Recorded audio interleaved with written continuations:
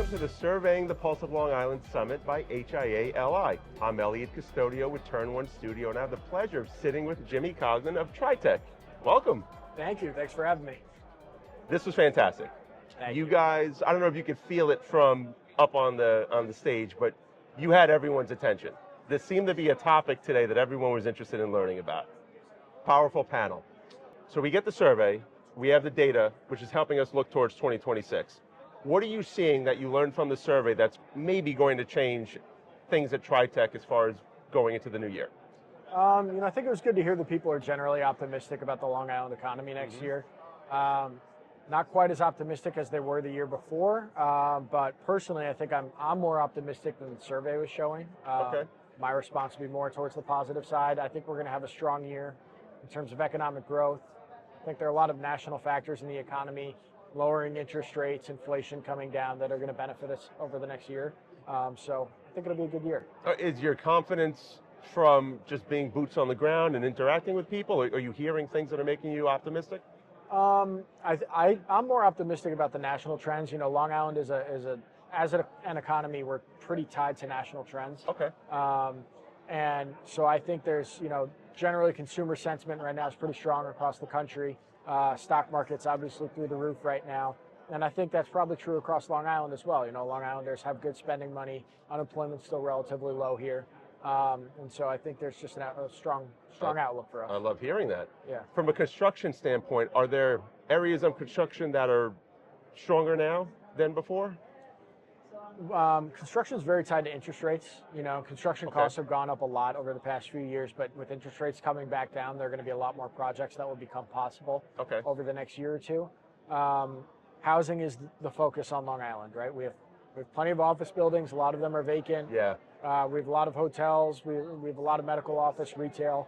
But our housing cost here is through the roof because we haven't built enough housing supply to match the demand. Okay. So right now, housing is going to be the focus on Long Island.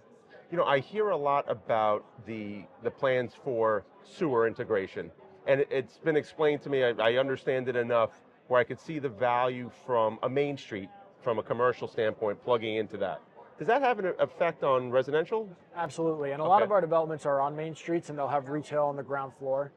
There are a lot of towns. You're talking mixed use? Mixed use, okay.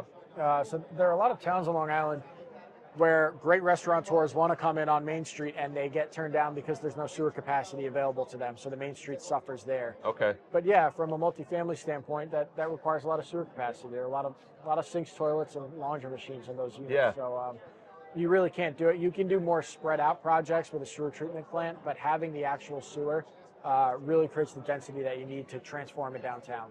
Awesome. Now I'm asking everyone how labor is affecting their business. It seems to be another hot topic and an element of the survey. Is that affecting you guys with what you do? Particularly on the construction side. There's a shortage of young construction talent in the industry.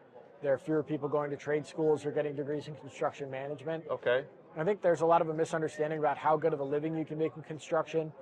It's a fun job. You're not sitting at a desk. You're out solving problems every day.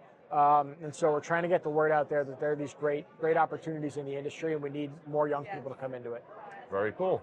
Another topic that came up, and if I remember correctly, you were speaking confidently about it, AI. How are you utilizing that in your business? Every which way. Okay. Yeah, no, I understand why people have some concerns about it, but just to be honest, if you're not embracing it right now, you're going to fall behind. If your business has a computer, it can be improved by AI. So everything from automating our accounting and our financial analysis to little time savers throughout the day, helping to draft and organize emails. It's going to make everybody in your company more productive, and it's going to eliminate a lot of the parts of their job that they don't like doing. Right. So it's something you need to embrace now. So as we're seeing the evolution of AI, you're finding that it's mature enough right now to be able to utilize it for those things in real world application. Yeah, and it's hard to predict where it's going to go from here. I mean, it's improving so quickly that, we can use it for those table stake applications right now, but they're going to be able to do a lot more with it soon. Fantastic. Well, this is super insightful. Thanks for your time, man. Yeah, of course. Thank you. Appreciate it.